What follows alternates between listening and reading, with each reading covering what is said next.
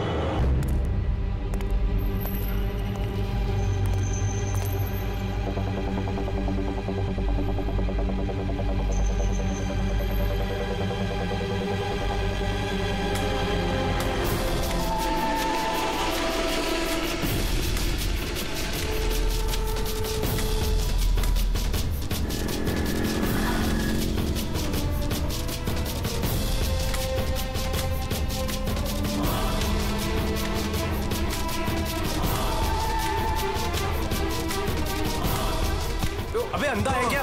देख के नहीं चल सकता क्या? अंधा ही हूँ भाई। अरे अरे भाई सॉरी, मेरी छड़ी मुझे पता नहीं था।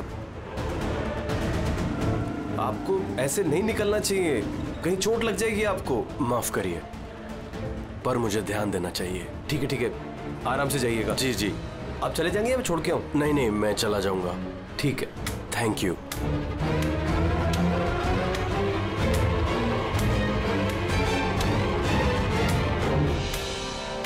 क्या हो गया यार, ये इतना दर्द क्यों हो रहा है?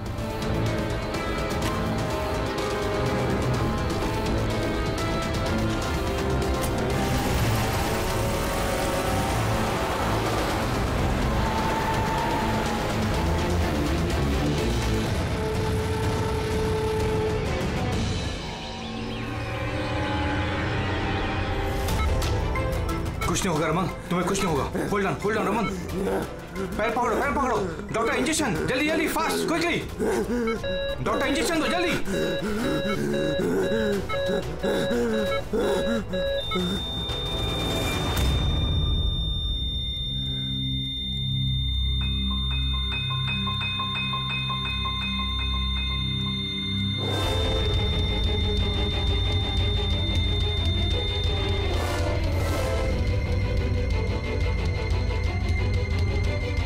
Oh my God, he's dead.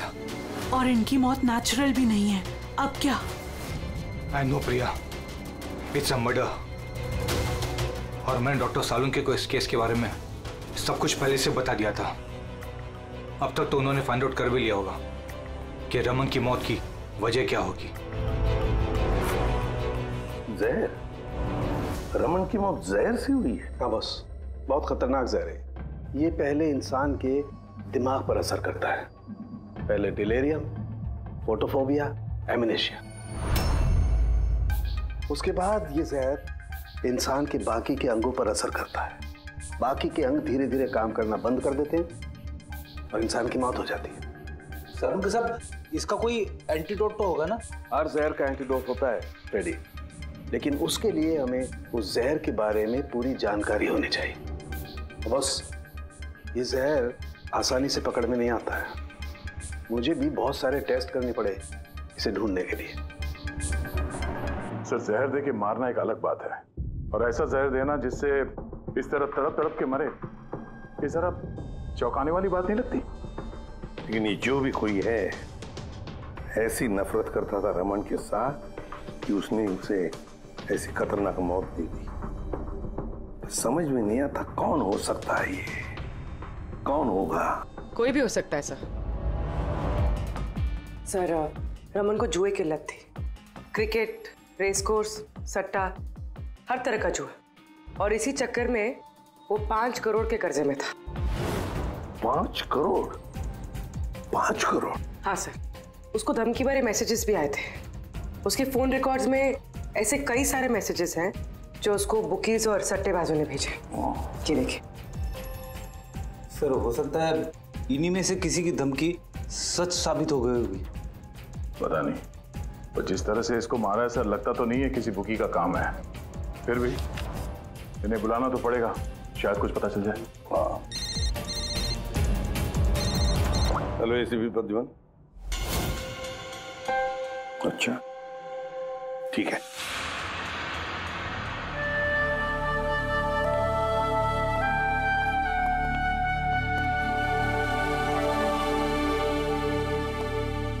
आप रमन का चचेरा भाई हितेन। हितेन, किसी ने रमन का खून कर दिया है। क्या लगता है आपको किसने किया होगा? मुझे नहीं पता सर, सिर्फ बुरे काम का बुरा नतीजा। एक ना एक दिन तो ये सब होना ही था सर। अब किसने किया, कैसे किया, ये तो नहीं पता सर। लेकिन इतने सारे लोगों से दुश्मनी, इतने सारे लोगों का कर्जा, उन्हीं में से किसी ने अच्छा, आपके अलावा परिवार में इनका और कौन? माँ है इसकी, लेकिन अब वो कहाँ पर है ये मुझे नहीं पता। ठीक है हितेन, हमारी इन्वेस्टिगेशन अभी चल रही है, तो बॉडी अभी यहीं रहेगी हमारे पास। आप अपना कॉन्टैक्ट नंबर वहाँ लिखवा दीजिएगा, जरूरत पड़ेगी तो आपको तकलीफ देंगे। जी सर।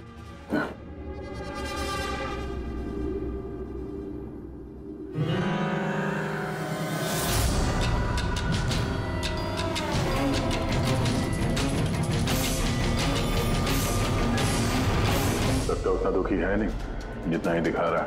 हाँ, बॉडी ले जाने की जल्दी नहीं थी, जैसे ही बोला जाओ तो निकल गया।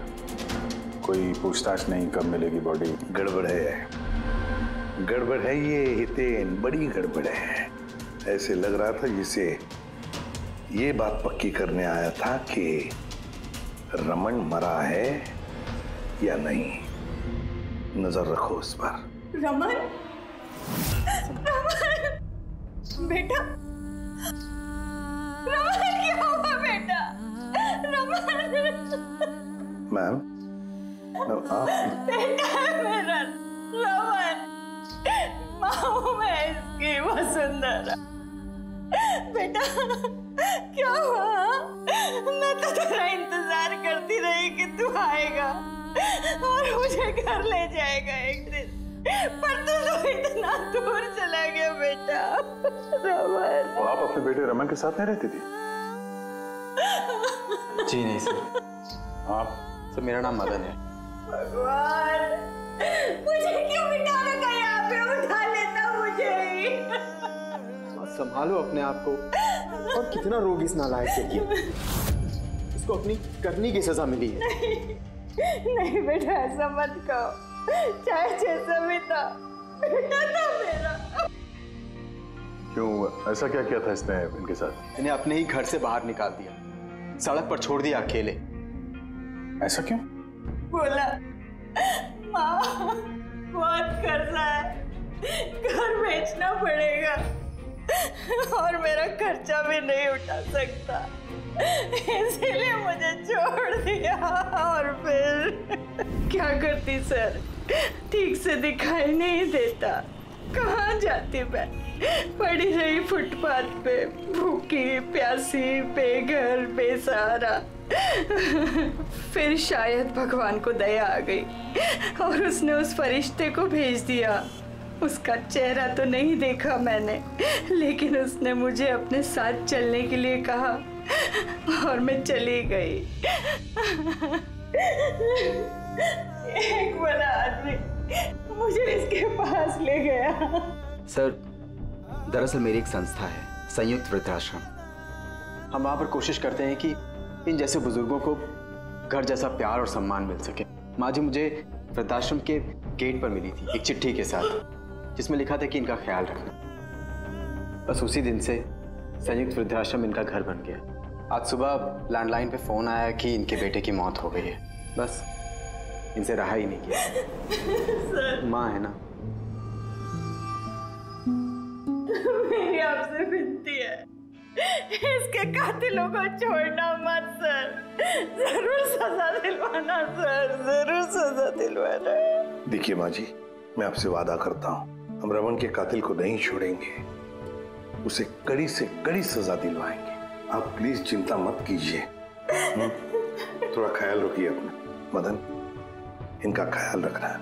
और एक बात, किसी भी चीज की आप लोगों को जरूरत पड़े तो हमें जरूर याद करना।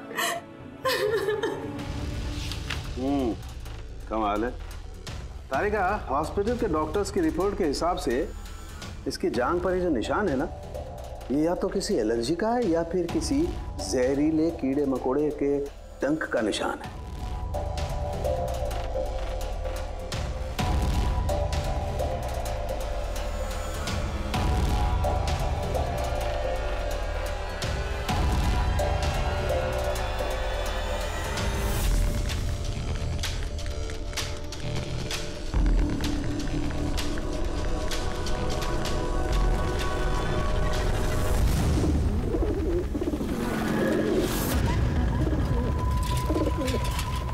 सर, इस हितेन की हरकतें ठीक नहीं लग रही है सर। ऐसे ऐसे लोगों के साथ उसका उठना बैठना है, उस पर शक करना बनता है सर। एक और बात है सर, कुछ समय पहले ये रमन ने उसे अपने घर से निकाल दिया था। अब रमन के मरने के बाद वो उसकी प्रॉपर्टी हड़प करने की कोशिश कर रहा है सर। सर एक मिनट, यहाँ आएंगे प्लीज। सर इसके स्किन पे ना मुझे कुछ ये अजीब सा दिख रहा है।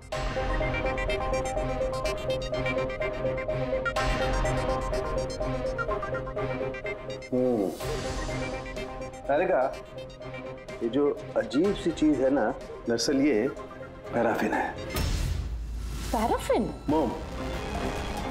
अरे तो इसका मतलब वो जहर इसके थाई में नहीं इंजेक्ट किया गया? किया गया, वो जहर इसकी थाई में ही इंजेक्ट किया। तो फिर ये मोम कहाँ से आया?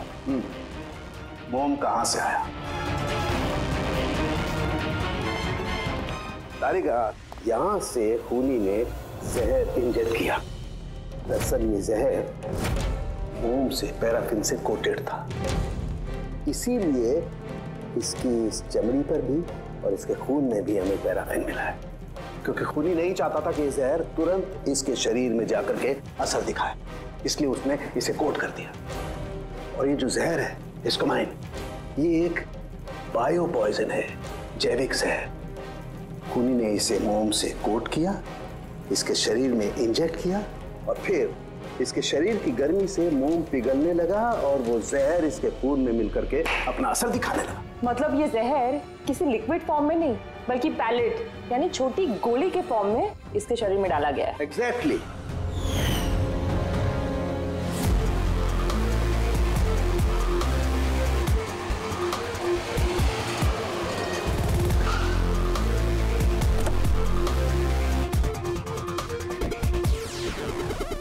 ये है वो कंस्ट्रक्शन साइट जहाँ पे रमन इंजीनियर था।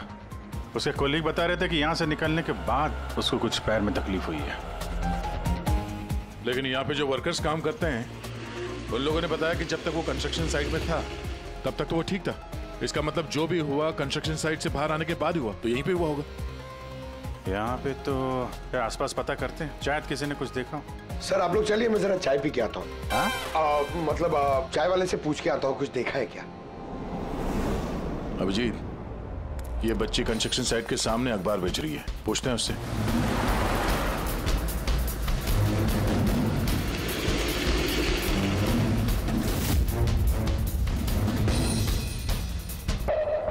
क्या नाम है बेटा आपका? चुटकी। चुटकी। अच्छा बेटा जरा ये देखो, ये फोटो देखो ध्यान से। इनको जानती हैं आप, पहचानती हैं? हाँ, ये अंकल तो हमेशा मुझसे अखबार खरीदते थे, पर 3 दिन से नहीं आए। तो 3 दिन पहले आपने इस अंकल को यहाँ पे देखा था? हाँ, एक आदमी के साथ ये टकरा गए थे, इनको चोट भी लगी थी। वो आदमी बहुत अजीब था। अजीब मतलब? अबे अंधा है क्या, देख के नहीं चल सकता क्या? अंधा ही हूं भाई।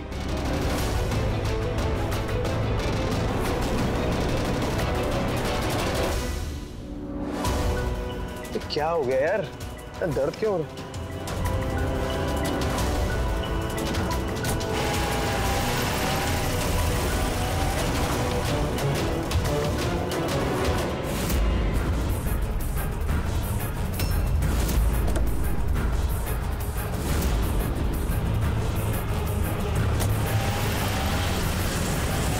तो अंधा नहीं था और उसी ने हमला किया रमन पे।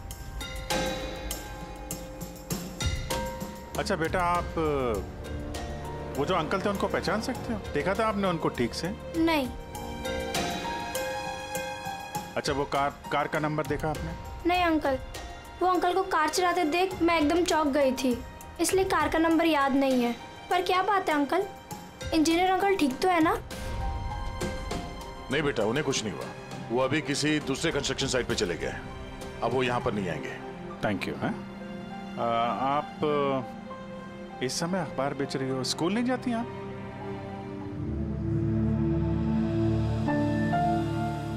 क्या बात है, हैं? स्कूल तो जाना चाहिए। आप कितनी इंटेलिजेंट लड़की हो। एक्चुअली हर बच्चे को स्कूल जाना चाहिए और आपको भी जाना चाहिए। पर स्कूल जाने के लिए बहुत सारे पैसे चाहिए ना अंकल, मेरे पास पैसे नहीं है। बेटा, अगर आपको पैसे ना देना पड़े तो आप स्कूल जाएंगी? हाँ अंकल, जरूर जाऊंगी, मुझे पढ़ना है।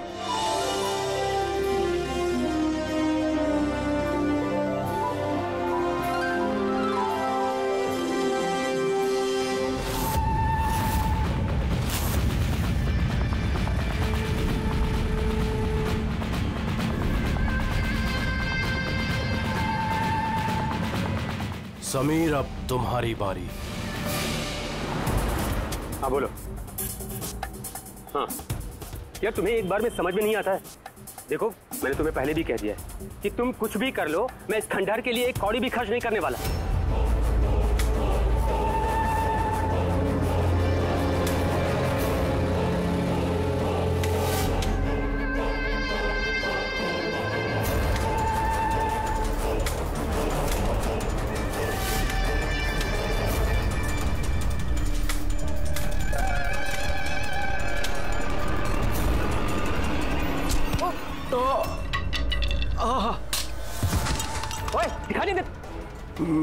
मेरी छड़ी।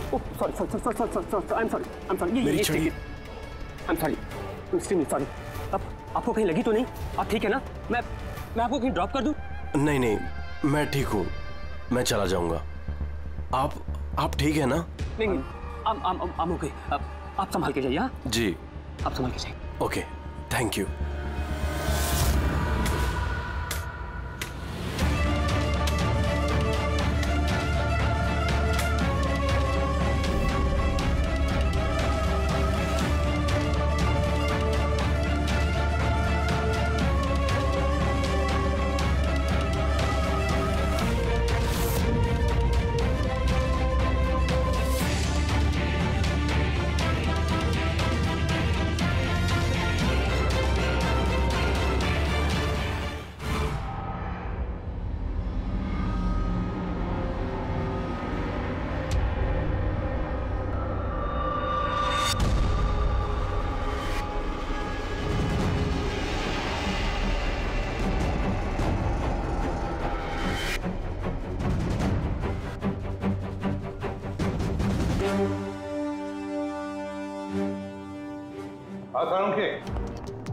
क्या पता चला?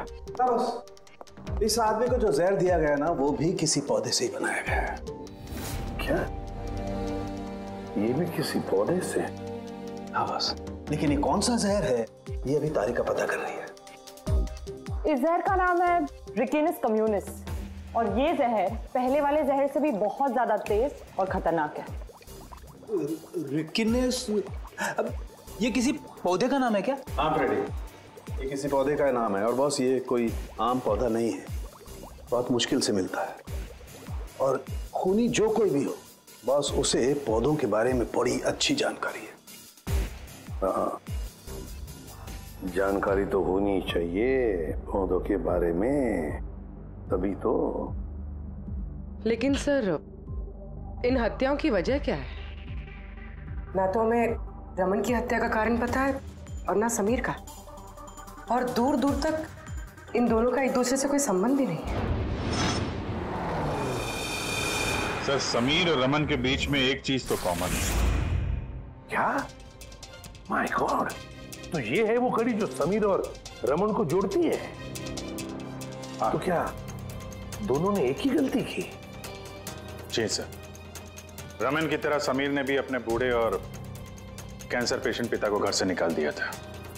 हमने उनके बारे में छानबीन की और एक ऐसे शख्स से मिले जिन्होंने समीर के पिता को ढूंढने में मदद भी की और इस केस को एक नया मोड़ दिया। कौन है वो? सर, ये डॉक्टर दिनेश है। Hello sir. कैंसर सेंटर के चोड़ी। समीर के पिताजी का इलाज यही कर रहे थे। डॉक्टर दिनेश, जरा एक बात समझाइए। समीर ने अपने पिताजी को घर से बाहर निकाला था, तो फिर ये समीर के पिताजी आपके यहाँ कैसे पहुंचे, आपके कैंसर सेंटर में? किसी ने उन्हें हॉस्पिटल पहुंचा दिया था।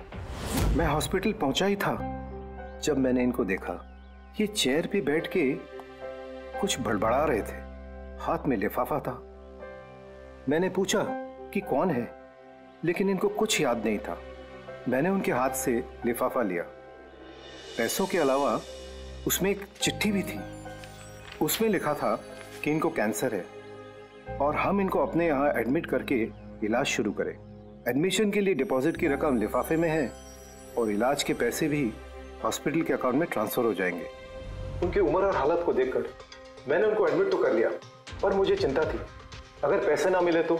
लेकिन भगवान का शुक्र है, अगले ही दिन इलाज के पूरे पैसे 10 लाख रुपए हॉस्पिटल के अकाउंट में ट्रांसफर हो गए थे। 10 लाख रुपए? किसने ट्रांसफर किए? सर 100% खूनी ने दिए होंगे। सर, बैंक डिटेल से पता चल जाएगा। पता चल गया। एक्चुअली पैसे समीर की वाइफ रत्ना ने दिए थे सर। ये सब मेरी गलती है सर। मेरी वजह से समीर की जान चली गई। मैंने ही उसे उकसाया था। पिताजी की देखभाल में काफी प्रॉब्लम हो रही थी और सारी प्रॉपर्टी और सब हमारे नाम पर हो ही चुका था, तो मैंने ही समीर को कह के पिताजी को घर से निकलवा दिया। शर्म नहीं आती तुम्हें? समीर के पिता तुम्हारे भी पिता समान थे, उनको ही घर से निकाल दिया। ये सब करने के बाद फिर उनकी इलाज के लिए 10 लाख रुपए क्यों दिए? मुझे किसी ने धमकी दी थी सर कि अगर पिताजी के इलाज के लिए 10 लाख रुपए नहीं दिए तो वो समीर को और मुझे मार देंगे। सर, मैंने उन्हें 10 लाख रुपए दे दिए, फिर भी उन्होंने समीर को मार दिया। और अभी भी कहा है कि अगर हर महीने पिताजी के इलाज के लिए 50,000 रुपए नहीं दिए तो वो मुझे भी मार देंगे। किसी पे शक है तुम्हें? नहीं। उसके बारे में कुछ याद है? उसकी आवाज, उसका लहजा, कुछ भी? कुछ भी याद नहीं। सर, प्लीज मुझे बचा लीजिए। सर, मैं मरना नहीं चाहती। सर, मैं पिताजी को घर ले आऊंगी। मैं उनकी पूरी देखभाल करूंगी, पूरी कोई तकलीफ नहीं होगी। सर, आप प्लीज मुझे बचा लीजिए। घबराओ। सर, प्लीज मुझे बचा। कुछ नहीं होने देंगे तुम्हें हम। तो भी जिस नंबर से इसे धमकी भरे कॉल आते थे, वो नंबर ले लो और पता करो कहाँ का है। आप चलिए। चलिए।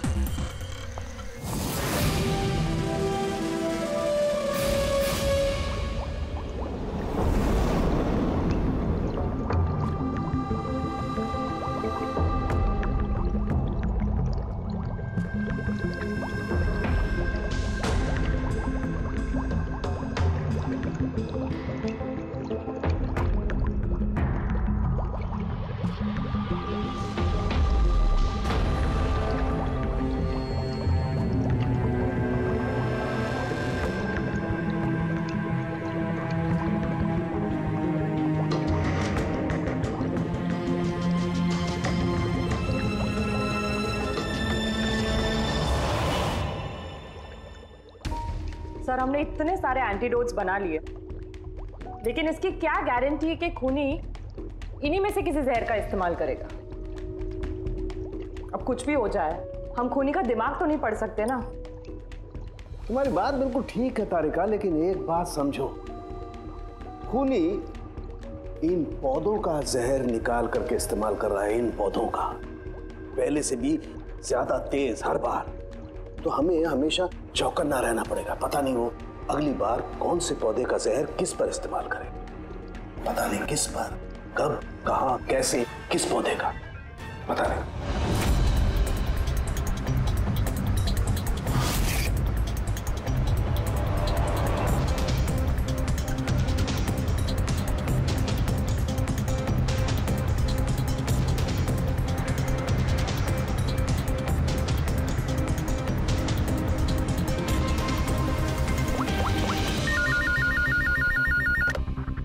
हेलो। हाँ पूर्वी बताओ। सर वो फोन बूथ जहाँ से कातिल ने रत्ना को धमकी भरे कॉल्स किए थे, वो ये भाईंदर रेलवे स्टेशन के पास है। Bhayandar railway station? वहाँ तो बहुत भीड़ भाड़ रहती है। जाहिर सी बात है उसने ब्लाइंड मैन के भेस में तो किया नहीं होगा। बड़ा मुश्किल है पता लगाना। सर किसी को कुछ पता तो नहीं है, लेकिन एक खास बात यह है कि ये कॉल्स सुबह 11 से 12 के बीच किए गए हैं और रेलवे स्टेशन के पास एक बस स्टैंड भी है जहाँ से बस जाती है पुणे। बस स्टैंड भी पास में ही है, तो ट्रेन से भी जा सकता है और बस से भी। चलो कोई बात नहीं, देखते हैं। भाईंदर, इसका मतलब कि खूनी मुंबई से ही है और सिर्फ समीर का खून करने के लिए पुणे गया था। तो पुणे वो ट्रेन से गया होगा या फिर बस से या फिर कोई प्राइवेट गाड़ी या फिर खुद की गाड़ी से। वही तो सर, खूनी को पता था कि हम लोग रत्ना तक पहुंच जाएंगे, पर ये कॉल वाली बात खुलेगी, इसलिए वो हमें गुमराह कर रहा है सर। खेल खेल रहा है हमारे साथ। हाँ, खेल खेल रहा है। मगर सर हम लोग खूनी तक पहुंचेंगे कैसे? हमारे पास उसके खिलाफ तो कोई इंफॉर्मेशन है ही नहीं और हमें यह भी नहीं पता है कि उसका अगला शिकार कौन होने वाला है। पंकज, इससे पहले कि खूनी अपनी शिकार तक पहुंचे, हम शिकार उसके सामने डाल देंगे। ये घटना आज सुबह 10 बजे की है। मुंबई के गोरेगांव रेलवे स्टेशन पर एक बुजुर्ग ने रेल के नीचे आकर अपनी जान देने की कोशिश की। वहां मौजूद लोगों ने उन्हें बचा लिया। आइए जानते हैं कि आखिर वो क्या वजह है जिसने एक बुजुर्ग को ये करने पर मजबूर कर दिया। मुझे क्यों पकड़ के रखा हुआ? छोड़ दो मुझे, मैं नहीं जीना चाहता हूँ। क्या करूंगा मैं जी करके? लेकिन आपके साथ हुआ क्या है? आखिर आप क्यों मरना चाहते हैं? क्या हुआ? मेरे साथ क्या हुआ? मुझे मेरे इकलौते बेटे ने घर से बाहर निकाल दिया, अकेले करके। मैंने अपने बच्चे को इतने प्यार से पाला पोसा और उसने मुझे घर से बाहर निकाल दिया। ये तो बड़े दुख की बात है। आखिर क्या हो गया हमारी आजकल की पीढ़ी को? आपका बेटा करता क्या है? क्या करता है? स्कूल जाता है। टीचर है? नहीं, पढ़ता है, स्कूल में पढ़ता है। अभी 8 साल का ही तो है। जी क्या कहा आपने? क्या कहा मैंने? आपका बेटा कितने साल का है? कितने साल का है?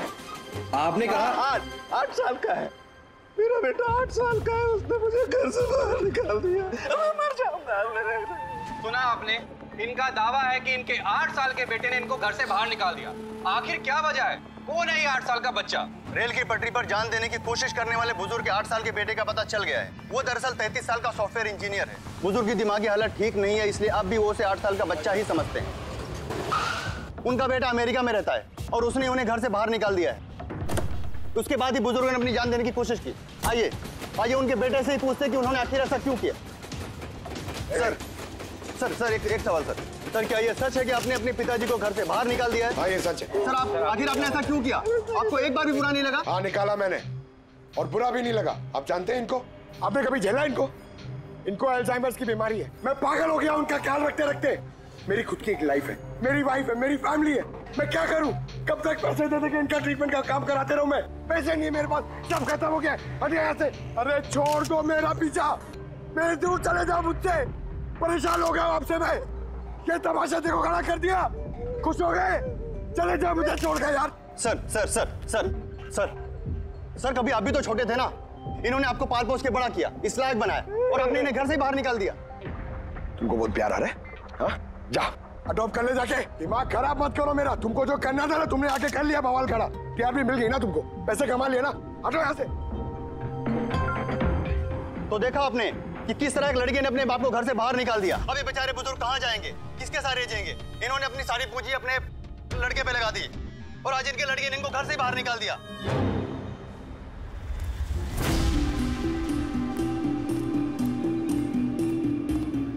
बड़े बच्चे गुब्बारे गुब्बारे ले लो जल्दी, गुब्बारे वाला गुब्बारे ले लो। अरे बेटा गुब्बारे गुब्बारे गुब्बारे ले लो, गुब्बारे वाला गुब्बारे ले लो, गुब्बारे गुब्बारे ले लो, गुब्बारे गुब्बारे ले लो बेटा, गुब्बारे गुब्बारे ले लो, गुब्बारे गुब्बारे वाला गुब्बारे गुब्बारे ले लो।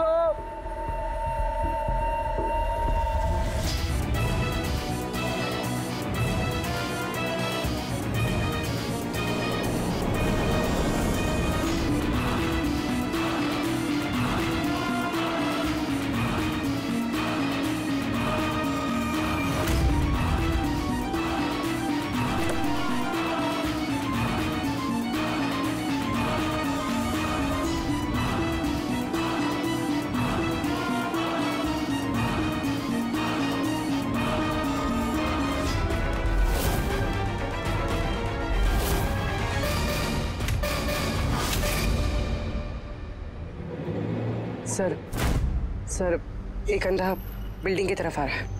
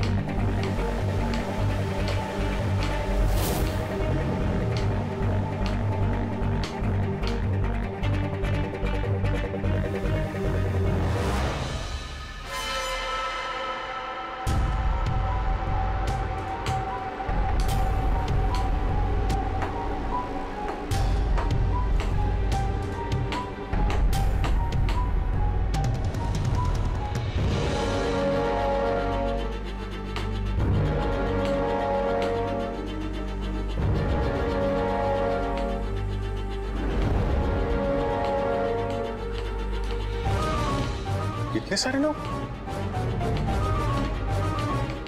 सर इतने सारे अंधे एक साथ? हमने तो एक सोचा था, यहाँ तो 8-10 निकले। लगता है ये कोई चाल है। आप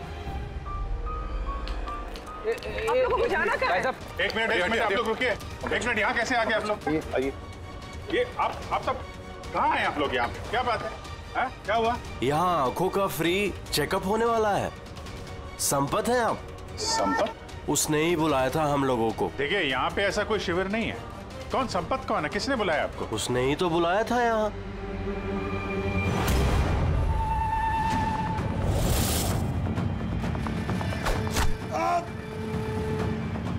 पंकज! पंकज! क्या हुआ? पंकज!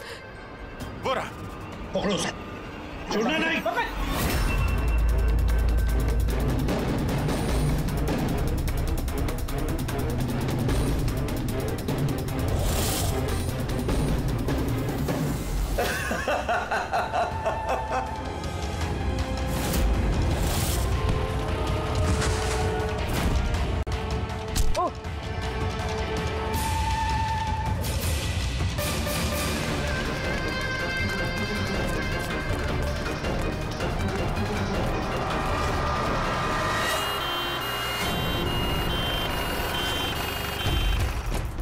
आजा, जल्दी आजा। पंकज तुझे कुछ नहीं होगा। पंकज इसे एम्बुलेंस में लेके चलो।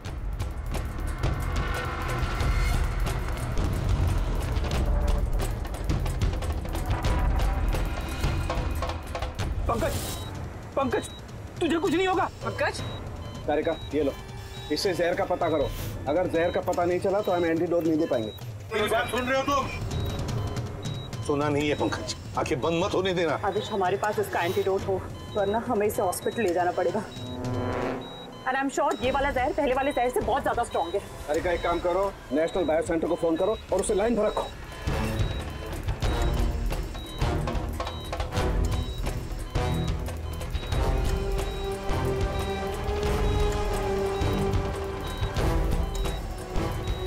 Pankaj, don't worry, Pankaj.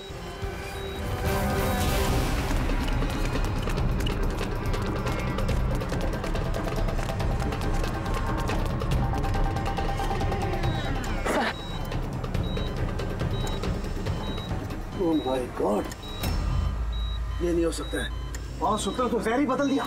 लेकिन सर हमारे पास इतने सारे एंटीडोट्स हैं, कोई ना कोई तो काम करेगा ना। कोई काम नहीं करेगा बॉस, ये पौधे का जहर ही नहीं है, उसने जहर बिल्कुल बदल दिया है। अब क्या होगा सर? करना कुछ यार। पंकज कीप ब्रीदिंग, सब ठीक हो जाएगा। हाँ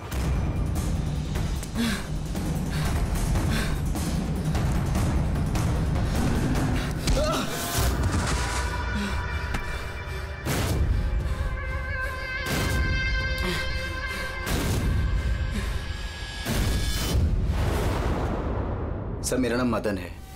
तुमने क्या ये सब? क्यों पड़े हो मेरे पीछे? मैंने जो किया सही किया। लोगों की जान लेना सही है? मैंने सिर्फ बुरे लोगों को सजा दी है सर। जो लोग अपने माँ बाप का ख्याल नहीं रखते ना, उनको इस दुनिया में जीने का कोई हक नहीं होता। जब मेरी माँ की मौत हुई थी तो मेरी दुनिया उछल गई थी। उसी वक्त मैंने संयुक्त वृद्धाश्रम की शुरुआत की थी। सर वहां पर जितने भी बुजुर्ग माँ बाप आते हैं ना, सब अपने बच्चों के सताए हुए होते हैं। ये देखकर मेरा खून खौल जाता है। मैंने उसी वक्त ये फैसला किया था कि मैं इन सबको सबक सिखाऊंगा, इसीलिए मैं मार देता हूं इनको। क्या गलत किया मैं? सर कुछ करो सर। कुछ नहीं कर सकते जब तक उस जहर का कंपोजिशन नहीं पता लगेगा फ्रेडी, हम कुछ भी नहीं कर सकते। अगर इसे गलत एंटीडोट दे दिया तो ज्यादा खतरनाक होगा यार। सर पंकज की हालत तो बिगड़ती जा रही है। सर पल्स गिर रही है, हॉस्पिटल ले जाना पड़ेगा। हॉस्पिटल जाके कुछ नहीं होगा, हमारे पास इतना वक्त नहीं है तुम्हारा जाकर टेस्ट करें। मुझे इस जहर का नाम चाहिए यार। पंकज। हेलो। हाँ सर, हाँ सर, पकड़ा गया सर। खूनी मदन है। हाँ जहर हम पता करते हैं। कभी पता नहीं चलेगा तुमको, कभी पता नहीं चलेगा तुम लोगों को। उसने भी पापा को सताया। मदन गाड़ी। Oh no. मदन एम्बुलेंस बुलाना पड़ेगा जल्दी। नहीं सर, कोई फायदा नहीं है। मेरा काम हो गया है। नहीं मदन, मान लिया तुमने उन लोगों के साथ जो कुछ भी किया, मान लिया, लेकिन तुमने जिसे वो जहर चुबाया है वो बेगुनाह है, निर्दोष है, उसने कुछ नहीं किया। वो जहर कौन सा बताओ? हाँ? BTX। सब उस जहर का नाम BTX है। साळुंखे, जहर का नाम है BTX। पंकज, आंखें बंद मत होने देना। मदन, बस हो गया, you'll be all right। बस अब पंकज को कुछ नहीं हो सकता है, कुछ भी नहीं। Welcome my boy. घबराओ मत, कुछ नहीं होगा तुम्हें। तुम आदमी अच्छे थे मदन, लेकिन तुमने जो किया वो सही नहीं था। ये तो चला गया अभिजीत, पर चाहे कुछ भी हो जाए, इसका वो वृद्धाश्रम बंद नहीं होने देंगे। For more updates, subscribe to our channel, click the show links and enjoy watching the videos.